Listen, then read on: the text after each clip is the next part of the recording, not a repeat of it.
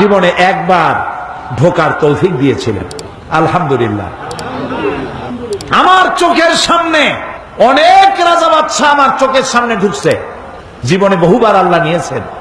বাইরে দাঁড়ায় এতিমের মতো কাঁদছি যে আল্লাহ এই ঘরটার মধ্যে যদি একবার ঢুকতে পারতাম। কুয়েত এবং ইরাকে যেবার যুদ্ধ বাঁধলো, সেই যুদ্ধের মীমাংসা বৈঠক আহ্বান করলেন বাদশা ফাহাদ। তাতে পৃথিবী থেকে 400 মেহমানদেরকে দাওয়াত দিলেন মীমাংসা বৈঠকে।